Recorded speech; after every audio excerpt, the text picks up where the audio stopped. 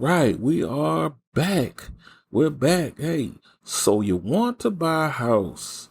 This is your host here, Barry B, with Keller Williams Professionals. The So You Want to Buy a House guy. I like that. So you want to buy a house guy, huh? We'll see if that sticks. All right, so we're back with episode 4.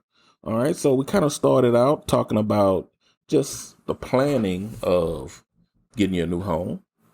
Then we kind of got into talking about what you need to know about credit, getting that credit right. All right. Then we started talking about the 5 stages of home ownership, going from getting pre-approval all the way to closing and getting your keys. Okay. So we talked about those 5 stages. Now we want to start getting a little bit more specific into the specific areas that you need to deal with.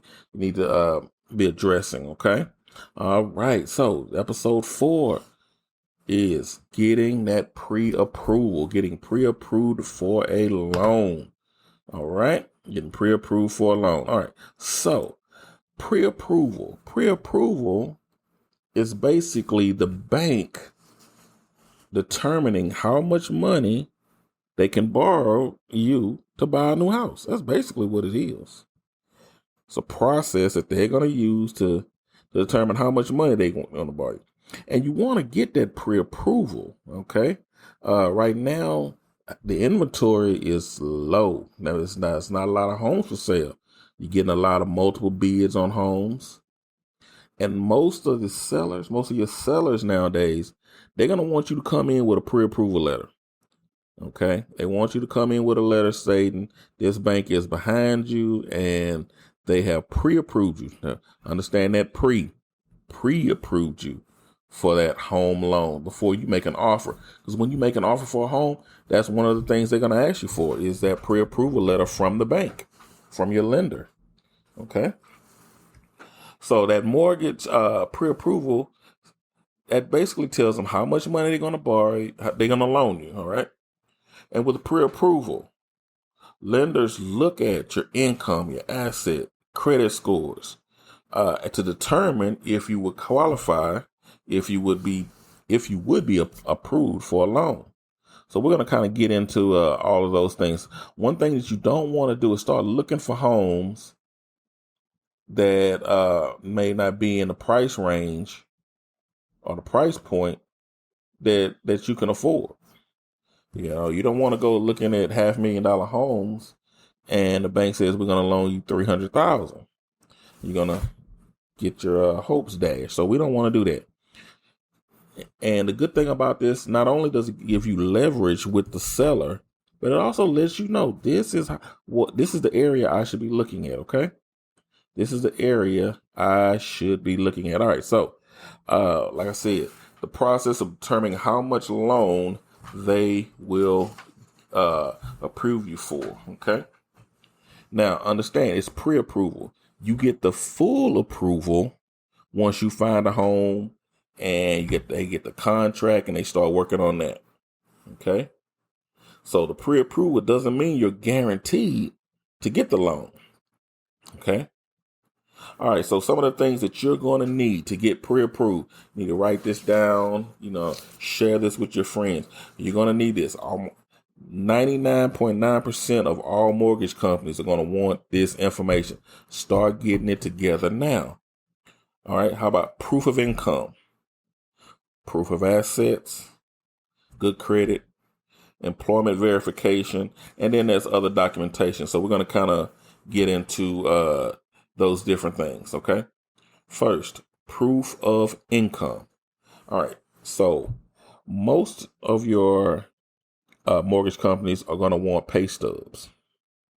They're going to want at least 2 months of pay stubs, at least 2 months. Some ask for 3, but that's they will let you know, but you're going to need at least 2 months of pay stubs.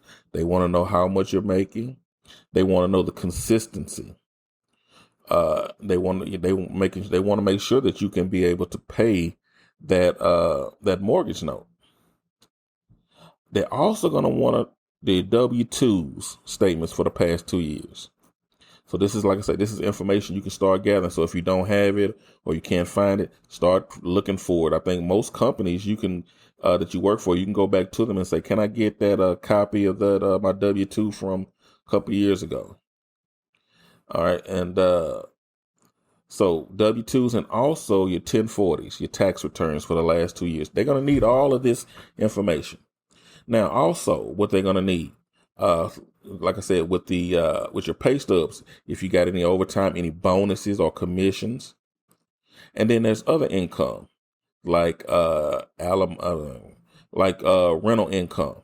If you have a house that you're renting out, 401ks, stocks that you might have, all of those things go into your income. All right, how much money is coming in? Then they proof of assets, bank statements. They're going to want at least 2 months of bank statements.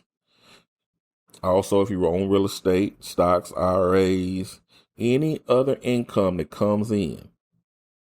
All right, so your assets make up your net worth, and they let the lender know that you have the funds to pay for down payments, closing costs, anything like that comes up. So you're going to need to share all of that. Next thing, good credit. Now, I kind of, in my episode 2, we talked about what you need to know about credit. So we kind of got into that, but I'm going to talk more about it. Know your credit score. Get your credit score. That's one of the first things that the lenders are going to check. They're going to run that credit check and then see what your score is. Okay. Now, this is one thing. This is a myth right here that people always have. I hear this from people when the first time buyers and they want to get a home. I don't want them to run my credit. They're gonna mess up my credit if they run my credit. Okay. Number one, that's a myth. Running your credit is not going to hurt the score. And if you go to 2 or 3 different mortgage companies, they're going to have to run your credit. All right. They're not, number 2, they're not going to take your word for it. They are going to have to run your credit. Now, most mortgage companies, when they see on your credit inquiries, when I talked about this in episode 2, when they see those inquiries and they see that 2 mortgage companies ran your credit, they're not going to hold that against you because they know you're shopping around for a loan. Okay, so let's get out of this mindset that I don't want them to run my credit. They are going to have to run your credit. They're going to have to pull your credit score from all 3 bureaus. Okay, it's going to happen. Okay, so let's get out of that myth. At the most, your score is going to go down maybe 1 or 2 points. And like I said, they're not going to hold that against you. Okay, now your score minimum scores. FHA loans, which are government, that's the Federal Housing Administration. That's the government guaranteed loan to the lender. You need at least a 580. Okay. So we don't want to get out of this mindset that you have to have this perfect credit. Okay. So a 580 score. The conventional loans, most lenders are going to require a 620 or higher score. Okay. So 580 or 620. Then there's also VA loans. So for my veterans, you can get VA loans, Veterans Administration. Then there's also USD loans, and those are mostly in rural areas. And then you have jumbo loans. Jumbo loans are loans that are over $548,000. That's a jumbo loan. Okay. Now, with the FHA loans, I told you this before, you'll need 3.5% down payment. That's one of the good things about that FHA loan. It's a low credit score and a low down payment. Conventional loans at that 620, usually 5 to 10%. And then some of the other ones, it just depends on what your credit score is like. The better your credit score is, the less down payment you're going to have to put. So that's always good. And that's why I spent that time talking about credit, getting your credit right. So your lenders will be looking at your credit score. There's also another thing they will be looking at. DTI, debt to income ratio. And that's basically the ratio of your debt and how much you make every month. And it's very easy to figure that out. All you have to do is add up all your debts, your car note, um, light bills, all your bills, credit card bills, not your rent. Not if you're paying rent. You're going to add that up, and you're going to divide it by what you make, what your gross income is for the month, and multiply it by 100. Now, mostly we want to keep that under 50%. So you don't want it to be that high, okay? Because this is the income. This is the ratio of your bills, not including your mortgage payment. All right. Then you have employment verification. All right. Lenders are going to want to verify your employment. They want to verify that your income is stable and solid. They want to ensure that you can handle that added financial burden of a new mortgage. Now, a lot of companies nowadays, they have where they can call HR, and HR will verify when you started, how long you've been working there. Some companies vendor that out to a third party, and they would get that information for you.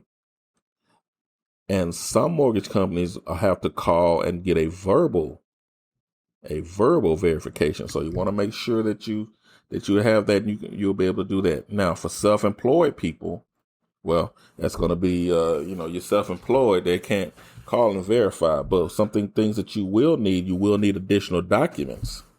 Okay. You're going to need additional documents like a profit and loss statement, business license, an accountant's signed statement. You might need balance sheets. Those are kind of the things that you're going to need if you're self-employed. Okay. And then other documentation, they will need driver's license, social security card, copies of those. Those are the things that they're going to need to get a pre-approval. Now, once your company, once the lender gets that information, they're going to go through that information, and then they'll be able to tell you if you qualify for a mortgage now, how much you will qualify for. They'll even give you an estimate on how much your monthly payment will be. So you can get all of that information up front. So and like I said, that equips you for when you get ready to go out and start looking for a home. If you want to keep your mortgage payment under a certain amount, then you know what amount of home you should be looking for. And that equips you, that gives you more knowledge and not just going out blind. Okay. Those are the things that you will need for that pre-approval. Like I said, and like I told you at the beginning, pre-approval, they give you a letter, and that letter, it equips you. Okay. It makes you understand, makes you know what you can be looking for. And also, when you go to a seller, hey, I'm already pre-approved for a loan.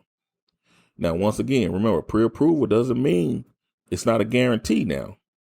Because once you find that house that you want, you're going to put the offer in, and when it gets accepted, now you're going to send all that paperwork to your lender, and then they're going to go through their process. And I'm going to get on, talk about that on another podcast. But right now, we want to get you pre-approved for that loan. Talked about all those documents that you need to start gathering up. Start collecting them. Okay. Most companies have it online, and then you can just download it, and then they save it. So when your mortgage company asks for it, boom, you can go in and send it to them. Okay. All right. So if you have any questions, remember, you can contact me at barryb@kw.com. You can call me 832-786-1270. Plus, I'm on social media. If you go to Facebook, go to Homes by Barry B. My website is homesbybarryb.com. Instagram, you can go to So You Want to Buy a House. You can also go to Spring Homes by Barry B. And on my Twitter, Homes by Barry B. So I'm pretty much everywhere that you can go and look. You can go to my website. I also put there's a podcast on my website. So if you don't have you can actually go straight to it there and listen to my podcast. This is episode 4. All right. So remember, you can contact me if you have questions. Um, Now I serve the Spring area in Houston, but the information I'm giving you is good anywhere in Houston, anywhere in Texas, pretty much anywhere in the United States. I'm not gonna, I mean, now when we start talking about first time home buyer programs, now that some of those get specific to the county you're in, the city, and the state. But this information I'm giving you now, this is for everybody. Okay. This is for everybody. So I don't care if you're in Pearland, if you're in Pasadena, you're in Sugar Land, you're in Katy, Humble, Cypress, the Woodlands, Conroe. All of this is for you in Houston. Okay. All right. So we're going to, so just know that you can get a contact with me at any time through all of those. Barry B at kw.com, homesbybarryb.com, 832-786-1270. Hit that subscribe button. Okay. That way that when the next podcast comes out, it'll notify you and let you know. So I'm going to be going through these steps, and then I'm going to hit more specific things after episode 5. All right. Okay. Thank you. All right. Have a good day.